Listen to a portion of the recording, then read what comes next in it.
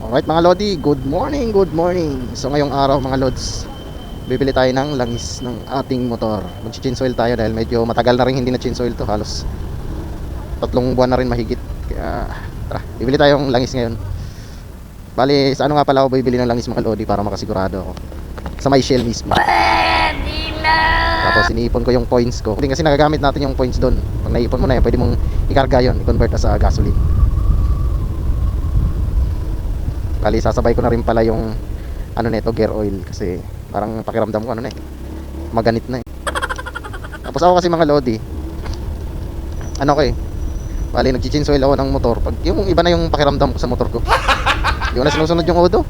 Kasi biyahe ko naman, hindi naman last pag to dahil trabaho bahay lang naman to. Tapos minsan sina-sideline ko lang siya dito sa Lalamove yan. So hindi naman siya talagang gamit na gamit. Bali, pinapakiramdaman ko kasi itong mga Lods. Pag medyo ma-vibrate na kasi sa pakiramdam ko ang motor ko, ayun, doon nag-change oil na ako. So kahit malapit pa lang yung odo niyan, kaya minsan pag nagpalit akong langis, malinaw pa. Hindi naman din ako nangihinayang kung ganun. Kanya-kanya naman kasi tayong diskarte. Kasi ako sa pag-alaga sa motor talaga mga Lods, maalaga talaga sa motor ko. Yan, tapos number 1 dyan, ang pinakamahalaga kagaya nito, pag ganitong mga motor, mga scooter, yan, ang pinakamahalaga dyan mga Lods, pagpapalit talaga ng langis at paglilinis ng panggilid. So malaking bagay yon kung marunong ka maglinis ng panggilid, kasi hindi mo na kailangan padalhin sa mga shop para magbayad ka para ipalinis. Kasi yung iba minsan 200, so pinakamababa na ngayon 200 eh. So naglilinis ngayon, kadalasan kasi ngayon 300, 350 naglalaro. So sayang din yun. At saka napakadali lang naman yan mga Lods kung maglinis ka ng panggilid. Ang gawin mo lang, kung hindi mo pa kabisado, ano lang, sunod-sunurin mo lang yung mga tornilyong tinanggal mo. Tapos pag talaga nalito ka, pwede mo i-search sa YouTube yan. Marami na sa YouTube mapapanood ngayon na mga tutorial paano maglinis ng panggilid. Lahat ng uri ng motor yata ngayon mga Lodi nasa YouTube na mapapanood. So kaya mas maraming natututo kay mekaniko kaysa nung araw.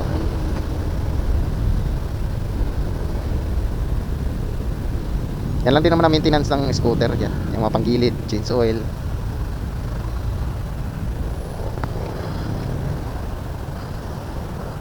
Bali doon tayo bibili ng langis sa may Sirimundo Shell doon. Doon ang madalas bumili. So magkano na kaya ngayon? Huli kong bili na sa 300 mahigit yun eh. Tapos naka-discount tayo ng, ano ba discount ko? Ng 36 pesos ata.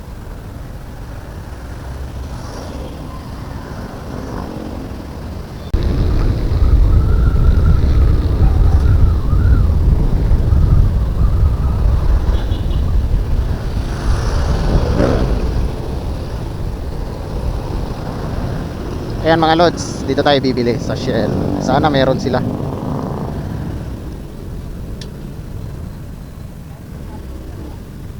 Kulay blue yun eh. Scooter. Idol, wala pang scooter? Ay, kabila. Yan. 800. Yan. Kano na yan, Dol? Magkano na yan?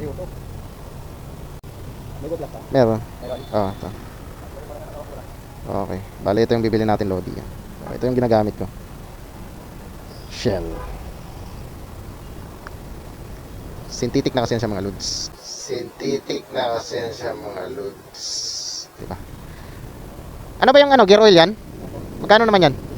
64? Sige, isa rin yan. Go Plus. Ito. Yan, tapos may Go Plus tayo para may discount yan, di ba? Points, no? Number lang kukunin mo dito, Dol, di ba? Yan.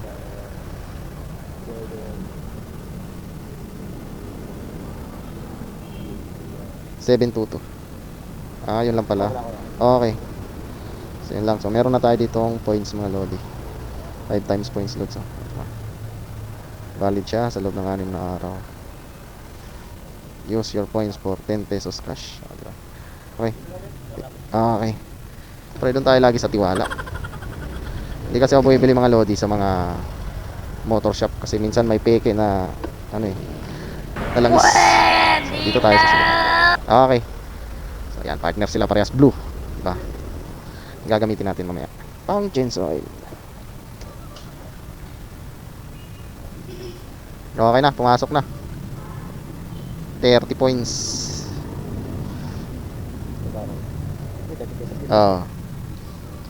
Nung Marlboro lang yun. Nung Marlboro lang yun. Hindi ako nag-iusi. Mahal na si sigarilyo ngayon eh. Oo. Dati nag-iossi ako ang Marlboro 3.2. Yan. Oo, ngayon mahal na. Gastos, wag na.